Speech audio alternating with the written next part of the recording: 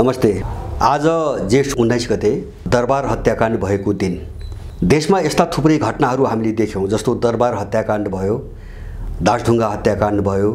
10 वर्षको युद्धको नाममा यिनीहरूद्वारा घोषित आँकडा अनुसार 17,000 मानिसहरू मारिए र व्यक्तिगत रूपमा मान्छे मारिने चाहिँ घटनाहरू अनगिन्ती छन्। हैन, मिर्जादेखि लिएर जमिमसम्म थुप्रै मान्छेहरू यहाँ मारिए। यो मारिने क्रम आज मात्रै होइन, 2007 सालपछि एउटा श्रृङ्खलाबद्ध रूपमा चाहिँ चल्दै आएको छ। मारिएका छन् सबै देशभक्तहरू, हैन, जस्तो चाहिँ चिनिया काजी 8 सालमा, चिनिया काजी 11 सालमा, भीमदत्त पन्तदेखि लिएर श्रृङ्खलाबद्ध रूपमा मान्छे मारिएका छन् नेपालीहरू। र यो हत्याको चाहिँ तपाईको अर्को पाटो कस्तो देखिन्छ भन्छ भने सत्तामा बस्ने देशद्रोहीहरूको एउटा उत्सव। जब यिनीहरूले देशमाथि हमला गर्छन्, आक्रमण गर्छन्, देश बेच्छन् अथवा यहाँको नेपालीको हकितमाथि जब हमला हुन्छ, उनको उत्सव सुरु हुन्छ। अहिले दरबार हत्याकाण्डको चाहिँ मुखमा अर्को एउटा उत्सव सुरु भएको छ।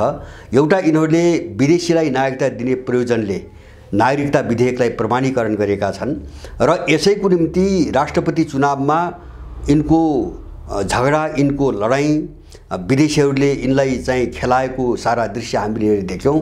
निकै ठुलो चाहिँ लफडाको विषय बन्यो राष्ट्रपति चुनाव। त्यो केका निम्ति थियो, त्यस्तो मारकाट केका निम्ति थियो भन्ने कुरा नागरिकता विधेयकको प्रमाणीकरणपछि देखिएको छ। त्यस्ता पात्रहरू उनले स्थापित गर्नको निम्ति नै एउटा मिसनमा यस्तो खालको चाहिँ लडाईँ सुरु गरेका थिए। र अहिले भर्खरै तपाईँ हामीले सबैले सुन्यौँ, यहाँका प्रधानमन्त्री पुष्पकमल दाहाल इन्डियाको भ्रमणमा गए। त्यसलाई उनले आफ्नो भाषामा ब्रेक थ्रू भनेका छन्। यद्यपि सबै दलालहरूले प्रयोग गर्ने भाषा त्यही हो। जब देश विरुद्ध उनीहरू अपराध गर्छन् त्यसपछि उनको राजनीतिमा ब्रेक थ्रू चाहिँ तपाईको हुन्छ र अहिले पनि त्यस्तै खालको भाषा उनी प्रयोग गरिरहेका छन्। र हामीले समाचारमा देखेअनुसार, पढेअनुसार जे सम्झौता भए होइन, ती विवरण अनुसार नेपालको पक्षमा अथवा हामीले उठाउनु पर्ने एउटा मुद्दा पनि न त्यहाँ उठ्यो, मुद्दा नै उठ्यो, न एकाध उठेका मुद्दाहरू उनले चाहिँ तपाईको सुने। जस्तो हाम्रो सिमानाको कुरा छ। एकातिर पुष्पकमल दाहालको भ्रमण हुँदै थियो, इन्डियनहरू काठमाडौँ बसेर उसलाई चेतावनी दिइरहेका थिए। हैन, उनीहरू के भनिरहेका थिए, जस्तो चाहिँ तपाईको के अरे एउटा पूर्व राजदूत, इन्डियाको राजदूत भइसकेका एकजना व्यक्ति, उनले यहाँ बसेर अन्तर्वार्ता दिइरहेका थिए, लिम्पिया धुरा फर्कन्न, हैन, उनले प्रष्ट रूपमा भनिरहेका थिए। र अब त्यो विषयमा कुनै उठेन पनि। जस्तो दलालले त्यो मुद्दा उठाउँछ भन्ने त्यो हामीले कल्पना गर्ने कुरा पनि थिएन। हवाई रुटको चाहिँ अब जो इन्डियाले रोकिरहेको छ त्यो पनि नदिने भयो। इपिजी प्रतिवेदनको विषयमा कुनै पनि कुरै उठेन। यत्रो सीमाना अतिक्रमण भएको छ त्यो मुद्दै उठेन। हुँदा केसम्म भयो भन्छ भने अहिले भर्खरै इन्डियाले आफ्नो नयाँ संसद भवनमा टाँगेको एउटा नक्सा, जुन नक्सामा हाम्रो देशको केही भूभागहरू हालेर कथित अखण्ड भारतको नाममा एउटा नक्सा तपाईको निकालिएको छ, त्यसको बारेमा समेत यिनले एक शब्द उच्चारण गरेनन्। र अब त्यहाँ जति सम्झौता भए, इन्डियालाई दिने सम्झौता भए, उसलाई चाहिँ केही नदीहरू दिने सम्झौता भए, उसको स्वार्थमा अरू केही सम्झौताहरू भए र उनीहरूले यसको निम्ति हर्ष बढाइ गरिरहेका छन्। र मलाई लाग्छ यसैको निम्ति उनीहरूले राजा मारेका थिए अथवा राजा र राजपरिवार मार्ने एउटा चाहिँ साम्राज्यवादी मिसनमा यिनीहरू मतियार यसै कारणले भएका थिए। यो एउटा चाहिँ विडम्बनापूर्ण दृश्य हामीले देखिरहेका छौँ। र अब हामीले सोच्ने कि त्यो मात्रै होइन, अहिले जस्तो यिनीहरूको मैले भने यत्र हत्याकाण्ड भए कसैले छानबिनको कुरा गर्दैन, हैन, कसैले अपराधीहरूलाई दण्डित गर्ने कुरा गर्दैन। तर यिनीहरूले कतिपय यी अपराधीहरू, हैन, देश विरोधी मिसनमा लागेका कतिपय अपराधीहरूले मैले योभन्दा अगाडि उठाएको बझाङ काण्डको छानबिनको कुरो बारम्बार उठाइरहेका छन्। छानबिन गर, है, हामी चुनौती दिन्छौँ। त्यहाँ चाहिँ नागरिक स्तरको सबैले विश्वास गर्ने एउटा चाहिँ तपाईको छानबिन समिति बनाएर छानबिन गर, हैन। सरकार त मिलेकै छ, उनको छानबिनमा कसैले विश्वास गर्दैन। त्यहाँ गाउँ-गाउँमा, घर-घरमा प्रत्येक व्यक्तिलाई गएर बुझेपछि थाहा हुन्छ। बझाङको कुरो मात्र होइन, मैले त एउटा प्रतीकको रूपमा मात्रै बझाङको कुरो उठाएको हुँ। मैले उही बेला भनेको थिएँ, बझाङ जस्ता दर्जनौं जिल्लाहरूमा यस खालका गतिविधिहरू भइरहेका छन्। तर यिनीहरू छानबिनको यस्तो किन, उनको मालिकको जब प्रश्न उठ्छ उनी छानबिनका कुरा गर्छन्, हैन। उनको मालिकको निम्ति जब चाहिँ तपाईको अप्ठ्यारो पर्छ, भण्डाफोर हुन्छ, उनी छानबिनका कुरा गर्छन्। तर उनीहरूले आफ्नै पार्टीको चाहिँ नेता मारे, त्यो छानबिनको कुरा उनीहरू गर्दैनन्, हैन। भएको आगको रिपोर्ट पनि उनी दबाएर बसे। दरबार हत्याकाण्डको गर्दैनन्। 10 वर्ष यिनी सबै मिलेर 17,000 नेपाली मारे, हत्या गरे, त्यो छानबिन उनीहरू कुरा गर्दैनन्। उनले पशुपतिको जलहरीको यत्रा काण्ड आइरहेछन् हैन, त्यो छानबिनको कुरा गर्दैनन्। उनीहरूले चाहिँ भुटानी मान्छे बेचेर खाइरहेछन्, त्यसको चाहिँ व्यापक रूपमा अलिकति पारदर्शी ढङ्गले छानबिनको कुरा उनीहरू गर्दैनन् हैन। यस्ता एटी, ओम्नी अथवा चाहिँ आयल निगम, आरएनएसी थुप्रै घटनाहरू, लुट, भ्रष्टाचार र अपराधका श्रृङ्खला बाहेक नेपालमा केही पनि छैन। यसको छानबिनको कुरा उनीहरू गर्दैनन्। उनीहरू छानबिनको कुरा उनको मालिकलाई असर पर्यो भने मात्रै गर्छन्। त्यसकारणले गर्दाखेरि अब यस्तो किन हुन्छ? एउटा चाहिँ मैले पहिले पनि भन्ने गरेको छु र अहिले पनि म दोहोऱ्याउँछु, जस्तो 7 साल यता आजसम्म जो यो दलीयता नामको एउटा विदेशी पापको चाहिँ तपाईँको भारी नेपालमाथि लादिएको छ प्रजातन्त्रको नाममा, अब यो तन्त्रमा किन कहिले पनि देशको मुद्दा चाहिँ तपाईँको उठेन र छलफलको विषय बनेन? हामी एकदमै गम्भीर हुनुपर्ने विषय यो हो हैन। 7 सालपछि हेर्नुहोस्, हामीले सुनेका घटना, मान्छेले सन्न भन्न सक्ने घटना भनेको नेपालमा इन्डियन सैनिक मिसन बोलाइयो। अब 7 सालपछि नेपालमा आएका सबै इन्डियनलाई चाहिँ आदिवासीको नाताले नागरिकता दिइयो। कोशी नदी बेचियो, गण्डक नदी बेचियो हैन। अब नेपालका चाहिँ 19वटा उत्तरी जिल्लामा चाहिँ इन्डियन चेकपोस्टहरू, सैन्य चेकपोस्टहरू राख्यो आदि इत्यादि हैन। चर्चामा आउने घटनाहरू यही हुन्। सबै मुद्दाहरू विदेशीसँग सम्बन्धित छन्, उनको स्वार्थ छन् हैन। तपाईँ 47 सालपछि हेर्नुहोस्, यही छ हैन। यिनीहरूले मदन भण्डारी मारे, यिनीहरूले चाहिँ दरबार हत्याकाण्डको मतियार भए, यिनले राष्ट्रिय अर्थतन्त्र सबै बेचेर खाए, यिनले 10 वर्ष चाहिँ प्रजातन्त्र र जनवादको एउटा प्रहसन मञ्चन गरेर यिनले 17,000 नेपाली मारे र 62 सालमा उनको आँगनमा, उनको घरमा गएर नेपालको सबै सार्वभौम सत्ता र चाहिँ तपाईँको शासन प्रणालीको बागडोर विदेशीका हातमा थोपरेर उनले एउटा समझदारी गरे, जसलाई उनीहरू अग्रगमन भन्छन्। र 63 सालपछि हेर्नु सबै यिनका एजेन्डा, जन्मको आधारको नागरिकता ऐन, अहिले भर्खरै त्यसैमा आधारित एउटा नागरिकता विधेयक प्रमाणीकरण गरियो, एमसीसी, एसपीपी, सबै मुद्दाहरू। अहिले चाहिँ पुष्पकमलको दिल्ली भ्रमणलाई पनि हेर्ने हो भने जम्मै उनका मुद्दा छन्, नेपालको मुद्दा कहीँ पनि जोडेको छैन। अब यस्तो किन भइरहेको छ देशमा?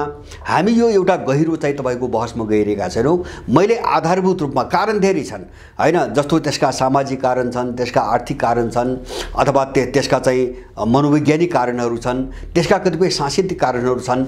तर म आधारभूत रूपमा 2टा कारण, साह्रै डरलाग्दा 2टा कारण मैले चाहिँ उल्लेख गर्न चाहन्छु, जसप्रति हाम्रो ध्यान जान जरुरी छ।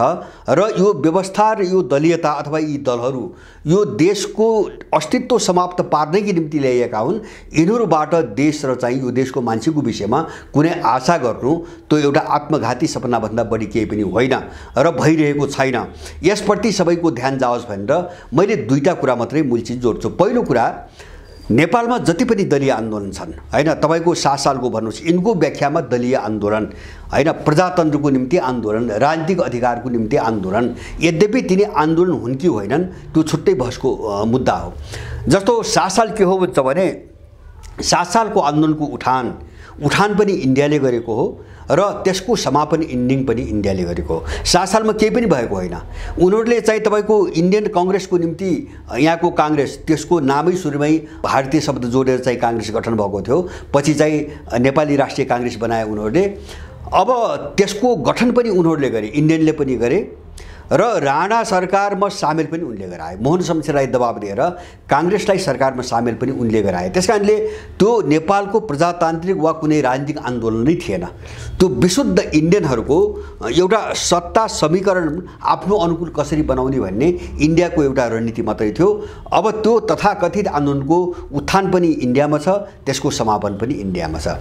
अब 47 सालको बहुदल हेर्नुहोस्, बहुदल म एउटा प्रत्यक्षदर्शी हुँ, मैले आफै देखेको सुनेको हो। 46 सालमा गणेशमान सिंहको प्राङ्गणमा, उनको घरको कम्पाउन्डभित्र इन्डियाबाट 7-8 जना सबै पार्टीका नेताहरू आए, चन्द्रशेखरको नेतृत्वमा आए। त्यसमा चाहिँ बीजेपीको अहिले नेता जीवित छन् अझै, सुब्रमण्यम स्वामी, उनी आए र काङ्ग्रेस आएको तर्फबाट एमजे अकबर भन्ने लगायत केही थिए। उनीहरूले गणेशमानको चाहिँ तपाईँको आँगनमा हामी साथ दिन्छौँ, हामी चाहिँ तिम्रो सत्ता चाहिँ हामीले चाहिँ फर्काउँछौँ, तिमीहरू यो राजा विरुद्ध लड हैन, कांग्रेस र कम्युनिस्ट मिल मोर्चा बनाऊ, राजा विरुद्ध लड, हामी यो उल्टाउँछन् र यो राजालाई चाहिँ सिद्ध्याउनुपर्छ भनेर उनीहरूले खुलेआम त्यहाँ भाषण गरे। भाषण गरिसकेपछि उनको चाहिँ तपाईँको योजना अनुसार र उनको अपिल अनुसार अनि चाहिँ तपाईँको केही तथाकथित वामपन्थीहरू राखेर एउटा वाम मोर्चा बनाइयो र कांग्रेससँग त्यसको संयुक्त एउटा मोर्चा बनाइकन उनले फागुन 7 गतेबाट आन्दोलन सुरु गरेका हुन्, इन्डियन योजनामा, इन्डियन निर्देशनमा, हैन। अब त्यसले 47 सालपछि के गर्यो, देश किन यस्तो चाहिँ दुर्दशामा धकेल्यो, त्यो सबैले बुझ्नुपर्छ, हैन। त्यसको त्यो आन्दोलनको उत्थान पनि यहाँ थिएन, त्यसको समापन पनि यहाँबाट भएको होइन। अब नम्बर 3 म चाहिँ तपाईको 63 सालको कुरा गर्छु। मैले भने उनीहरूले अब यो 20 मा चाहिँ 46 सालपछि श्रृङ्खलाबद्ध रूपमा हत्याकाण्ड घटाए, राष्ट्रिय अर्थतन्त्र बेच्न लगाए, हत्याकाण्डहरू घटाए, हैन। मदन भण्डारीको हत्या गरे, जीवराजको हत्या गरे, अब वीरेन्द्रको परिवारको हत्या गरे, त्यसपछि चाहिँ युद्धको नाममा चाहिँ तपाईको 17,000 मान्छे मारे र सबै बाटो साफ पारेपछि उनीहरू 62 सालमा गएर त्यो विदेशी भूमिमा गएर उनको बीचमा एउटा सम्झौता भयो। त्यो सम्झौता अनुसारको कोर्स हो 2063 साल 61-62 को आन्दोलन, पुरै त्यही 12 बुँदे समझदारीकै डिजाइनमा त्यो आन्दोलन पराजित रूपमा गरिएको आन्दोलन थियो। त्यसकारणले 61-62 को आन्दोलनको तपाईको उत्थान अथवा त्यसको सुरुवात, त्यसको डिजाइन पनि नेपालमा भएको होइन, त्यसको समापन पनि यहाँ भएको होइन, त्यसको समापन पनि बाहिरी भएको। परिणाम के भयो भन्छ भने 63 पछि हामीले देश हेरिरहेका छौं, देश कतिखेर समाप्त हुन्छ भन्ने बहसमा हामी छौं आज। त्यसकारणले पहिलो हामीले बुझ्ने यहाँको दलीय आन्दोलन र दलीयता जो छ, हैन, प्रजातन्त्रको नाममा यो चाहिँ पुरै देश विरोधी शक्तिहरूबाट प्रायोजित गरिएको थियो सिङ्गो प्रारम्भिक चरणदेखि।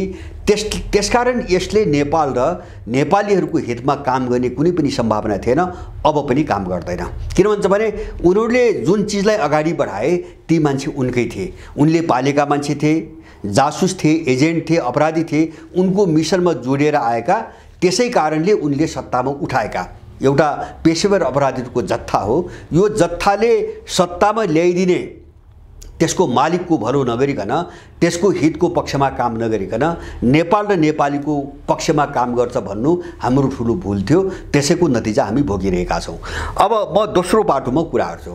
दोस्रो पाटो समस्याको हाम्रो पाटो के हुन्छ भने मैले बारम्बार भन्दै आएको छु, हामीले विचार र व्यवस्था प्रणालीका नाममा जे चीज बोकिरहेका छौं प्रजातन्त्र भनेर, हैन, अथवा चाहिँ तपाईको नव उदारवाद, अहिलेको भाषामा नव उदारवाद अथवा प्रजातन्त्र भन्ने जे बोकेका छौं, यो उनीहरूबाट हस्तान्तरण गरिएको प्रणाली हो, हैन। उनीहरूबाट उनले बनाएको, आफ्नो निम्ति बनाएको, अरूमाथि जबरजस्ती हस्तान्तरण गरेको प्रणाली हो। जस्तो अहिलेको जो संसदीय प्रणाली हो यो ब्रिटिस उत्पत्ति हो। ब्रिटिसहरूले आफू इन्डियाबाट जाँदा, हैन, सरकार चाहिँ तपाईको नेहरूको हातमा सुम्पदा उनले नेहरूमा त्यो हस्तान्तरण गरे, हैन, आफ्नो सिस्टम उसको हातमा हस्तान्तरण गरे र आजका दिनसम्म उनले इन्डियालाई कजाइरहेका छन्। एउटा नव औपनिवेशिक राज्यको रूपमा इन्डियालाई आज कजाइरहेका छन्। अब यहाँबाट चाहिँ तपाईको राणा शासनको अन्त्य भएपछि, अन्त्य हुने बेलायत चाहिँ तपाईको इन्डियाबाट गयो, सरकार बुझायो, सरकार बुझाइसकेपछि राणा यहाँ कमजोर भयो। अनि चाहिँ नेहरूले त्यही व्यवस्था, जुन व्यवस्था उसलाई ब्रिटिसहरूले दिएका थिए, त्यो व्यवस्था यहाँ कांग्रेसको हातमा थमायो। त्यसकारणले यो जो ट्रान्सफर भइरहेछ नि व्यवस्था प्रणाली, यो साम्राज्यवादी प्रणाली हो। उनीहरूले आफ्नो परिवेशमा आफ्नो आवश्यकता र आफ्नो निम्ति विकास गरेको एउटा सिस्टमलाई कमजोर देशहरूमा जबरजस्ती लादिरहेका छन् र जसको कारणले त्यो व्यवस्था र हाम्रो आफ्नो जो आकांक्षा हो त्यो बीचमा ठुलो टकराउ छ, मेल खाइरहेको छैन। यो चीजले हाम्रो देशलाई यो दुर्घटनामा तपाईको पुर्याउँदैछ अथवा यस्तो खराब हालतमा हामीलाई पुर्यायो त्यसले। त्यसकारण अब हामीले यी चीज नबुझिकन, यी कुराहरू नबुझिकन जो हामी एकदमै सतै ढंगले बहस गरिरहेका छौं नि, जस्तो व्यवस्था होइन, दल खराब हो, मान्छे ठीक भएपछि व्यवस्थाले केही पनि बिगार्दैन भन्ने खालका सारा फाल्तु बहस भइरहेका छन्। व्यवस्था ठीक किन हुँदैन, जस्तो कुनै पनि व्यवस्था बेठिक हुँदैन, कतिपय मान्छेहरूको तर्क किन हुँदैन, किन व्यवस्था प्रणाली भन्ने विचार भन्ने कुरा कुनै एउटा ठाउँमा कुनै व्यक्तिहरूले प्रतिपादन गरेका हुन्छन्। उनीहरूले प्रतिपादन गर्दा आफ्नो परिवेश हेरिकन गरेका हुन्छन्, आफ्नो ठाउँ हेरिकन गरेका हुन्छन्। जस्तो मैले भने संसदीय प्रजातन्त्र भन्ने कुरा त बेलायतमा बेलायती परिवेश अनुसार, हैन, त्यहाँको जो संघर्ष थियो, शक्तिको निम्ति जो संघर्ष थियो, त्यो संघर्षको एउटा लामो प्रक्रियापछि त्यहाँका दल र त्यहाँको राजाको बीचमा भएको एउटा सम्झौताको घोषणापत्र हो। त्यो घोषणापत्रले बेलायतको राजा र दलहरूका बीचमा जो पावर शेयरिङको झगडा थियो त्यो झगडा हल गरेको हो। बस उनको सन्दर्भ हो, जुन सन्दर्भ हाम्रो निम्ति कतै पनि काम लाग्दैन। किन काम लाग्दैन भन्छ भने त्यससँग मूल्य जोडिएका हुन्छन्, त्यससँग सिद्धान्त जोडिएका हुन्छन्। किन व्यवस्था भनेपछि एउटा त्यो फिलोसोफी पनि हो, त्यो सिद्धान्त पनि हो, त्यो मूल्य पनि हो, अब त्यो चाहिँ तपाईँको के भन्नु व्यवहार पनि हो। त यो सन्दर्भ हामीसँग किन मिल्दैन भन्छ भने हामी बेलायत होइनौँ हैन। जस्तो हाम्रो जलवायु बेलायती होइन, हाम्रो भूगोल बेलायती होइन, हाम्रो प्राकृतिक जति परिवेश छ त्यो बेलायती होइन, हाम्रो सामाजिक सम्बन्ध बेलायती होइन, हाम्रा सभ्यता र संस्कृतिहरू चाहिँ बेलायती होइनन्। त्यसकारणले उनको मूल्य मिसिएको अथवा उनको मूल्यको आधारमा चाहिँ स्थापित भएको अथवा विकास भएको कुनै पनि प्रणाली हाम्रो निम्ति काम लाग्दैन। हामी त्यसको शिकार भइरहेका छौँ, यसबारेमा हामीले बहस गरिरहेका छैनौँ। त्यसै कारणले मैले बारम्बार भन्छु हामी आफ्नो मौलिकतामा जाउँ, मौलिक सबै कोणबाट मौलिक ढङ्गले हामी बहस गरौँ हैन। जस्तो यही व्यवस्था यही मूल्य मान्यतालाई प्रजातन्त्र मान्दा मान्छे कहाँ फसिरहेछ त भन्छ भने यी समाचार आइरहेछन्। अब नेपालमा यहाँ के हुँदैछ, अब यो दलाल कित्ताभित्र कसरी ध्रुवीकरण हुँदैछ म अर्को छुट्टै श्रृङ्खला बनाउँदैछु। तर अहिले हामीले देखिरहेका छौँ नेपालमा चाहिँ यो पुरानो दलाल कित्ता मात्र होइन, नयाँ मान्छे जो आफूलाई नयाँ भन्छन्, जो आफूलाई विकल्प भन्छन्, अहिले इन्डिया जाने एउटा चाहिँ लड्को सुरु भएको छ। सबैको इन्डिया जाने, इन्डिया धाउने लड्को सुरु भएको छ। त्यो किन हुन्छ त भन्छ भने यो व्यवस्था प्रणाली त्यसैले दिएको, हामी राम्रोसँग बुझौँ। त्यसकारणले गर्दाखेरि त्यो मालिकको सेवा नगरिकन यो दलाल प्रणालीभित्र कोही पनि चाहिँ तपाईँको सत्तामा जान सक्दैन हैन। यो बक्सिस हो उसले दिएको, 7 सालमा इन्डियाले हस्तान्तरण गरेको बक्सिस हो यो हैन। इन्डियालाई ब्रिटिसहरूले के अरे हस्तान्तरण बक्सिस हो। त्यसकारणले यहाँ बसेर भात खानु छ, यहाँ बसेर जागिर खानु छ भने यो दिने मालिकको चाकरी नगरिकन हुँदैन। त्यसकारणले तपाईँ यो पुरानो दलाल मात्रै कुरा गर्नु हुँदैन। हामीले एमाले, काङ्ग्रेस, माओवादी अथवा मधेसवादी नामका यिनी चाहिँ तपाईँको देशद्रोहीको कुरा गरेर मात्रै पुग्दैन।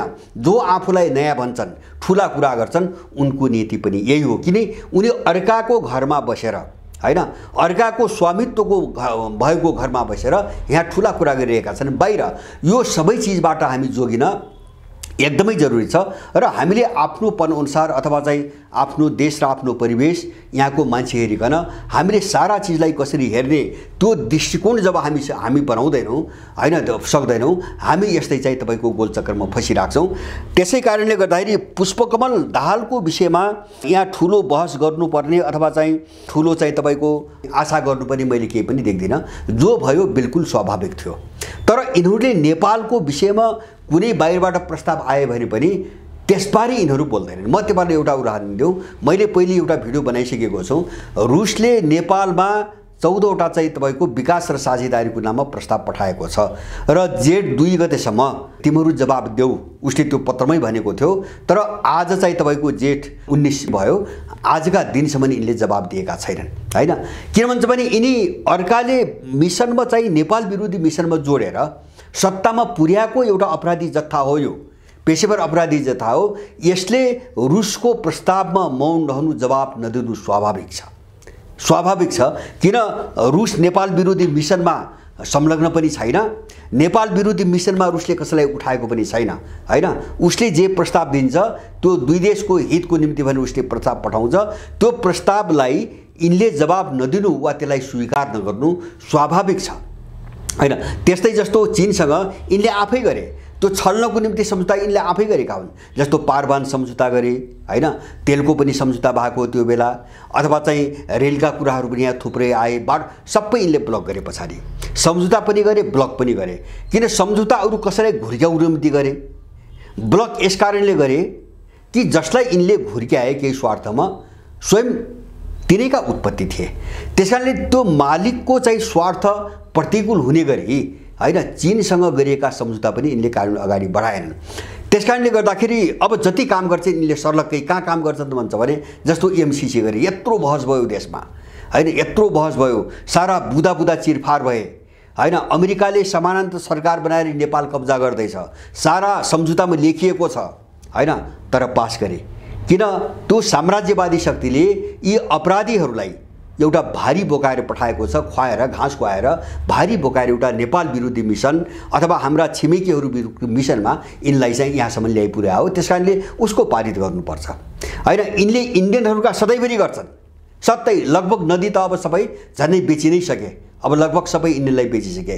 किन त्यो इन्डियनको खाएका हुन्छन्। 10 काङ्ग्रेस मात्रै होइन, मैले माओवादीकै कुराहरू छु। प्रचण्ड बाबुरामले 10 वर्ष कसको भात खायो, कहाँ बस्यो, कसको भात खायो, कसको बन्दुकले नेपाली मार्यो, कसले ट्रेनिङ दियो उनीहरूलाई, नेपालीहरूको हत्या गर्न कसले ट्रेनिङ दियो हैन। सारा उजागर भइसकेका घटनाहरू। त्यसकारणले यिनीहरूले इन्डियनको काम नगरी कसको काम गर्छ। त्यसकारणले पहिलो त चाहिँ यिनको दलको दल बनाइदिने पनि उनै, यिनलाई आन्दोलनको घोषणा गराएर चाहिँ तपाईको सारा अगाडि बढाइदिने पनि उनै, सत्तामा ल्याउने पनि उनै हैन। यिनीबाट नेपालको काम हुन्छ कि हुँदैन यो हामीले सामान्य ढङ्गले बुझ्न सकिने कुरा हो। दोस्रो, मैले भनिसकेँ, जो चिज यिनीहरू मार्फत नेपालमा ल्याइन्छ त्यो हाम्रो हुँदैन, त्यो अरू कसैको हुन्छ। त्यसकारणले यिनको शासनकालमा देश कहिले पनि उभो लाग्नेवाला छैन र यहाँको मान्छे कहिले पनि चाहिँ तपाईको यहाँको मान्छेको भलो हुनु छैन। अब यसैको एउटा श्रृङ्खलाका रूपमा हामीले चाहिँ तपाईको अहिले पुष्पकमलको एउटा इन्डिया भ्रमण हामीले देखिरहेका छौँ र यति बेला मैले भने एउटा मैले सम्झाउँछु फेरि, त्यो पनि एउटा संयोग होइन, एउटा सन्दर्भ कस्तो छ भन्छ भने दरबार हत्याकाण्डको मुखमा यी सबै कामहरू भएका छन् हैन। विदेशीलाई नागरिकता दिने विधेयक पनि प्रमाणीकरण भएको छ र इन्डिया गएर पुष्पकमलले सारा बुझाउने काम पनि यही बेला भएको छ। त्यो के हो प्रतीकात्मक रूपहरू भन्छ भने विदेशीहरूले एउटा उल्लास मनाइरहेका छन् अहिले नेपालमा दरबार हत्याकाण्डको मुखमा हैन। हाम्रो सफलता हो भन्ने एउटा सङ्केत र सन्देश उनीहरूले दिइरहेका छन्। त्यसकारणले गर्दाखेरि अब यो चिजप्रति अलिकति स्पष्ट भएर हामी चाहिँ जानुपर्छ र देश एउटा दीर्घकालीन खालको लडाईँ, एउटा कठोर लडाईँ अथवा सार्वभौम सत्ता र अखण्डताको निम्ति एउटा निर्णायक चाहिँ तपाईको लडाईँको बाटोमा गइसकेको छ। यो सामान्य ढङ्गले समाधान हुने सम्भावना छैन। मेरो अनुरोध के हो भन्छ भने तपाईहरु सबैले साथ दिनुहोस्, यस्तो भ्रम अब लाग्नु हुँदैन। यति देखिसक्यो हामीले, हामीमा आत्मविश्वास नहुँदा अथवा चाहिँ अब के कारणले हामीले समस्यामा फसाइरहेको छ त्यो सबैले समीक्षा गरौँ, तर हामी अगाडि बढ्छौँ। सबैले साथ दिने सङ्कल्प गर्नुपर्छ। किन युद्ध नलडिकन अब यिनीसँग चाहिँ वारपारको लडाईँ नगरिकन न देश बनाउने परिकल्पना गर्न सकिन्छ, न यो देशको मान्छे चाहिँ तपाईको अब उभो लाग्ने सपना देख्न सकिन्छ। यो विषयमा सबै नेपालीहरूले पुनर्विचार गरेर कमसेकम हैन हामी जहाँ छौँ गर्नेहरूलाई साथ दियौँ र अगाडि बढ्न खोज्नेहरूलाई चाहिँ प्रोत्साहित गरौँ। यति भयो भने पनि नेपालमा एउटा गतिलो र भरपर्दो लडाईँ अगाडि बढ्छ। मैले बारम्बार भनेको छु, विश्वको समग्र परिस्थितिले हामीलाई धेरै अनुकूलतातिर लगिरहेको छ। त्यो अनुकूलतालाई हामीले छोप्नुपर्छ। यसमा कति पनि चाहिँ तपाईको गल्ती गर्न हुँदैन भन्ने चाहिँ सबैसँग मेरो विनम्र आग्रह छ। हस्, धन्यवाद।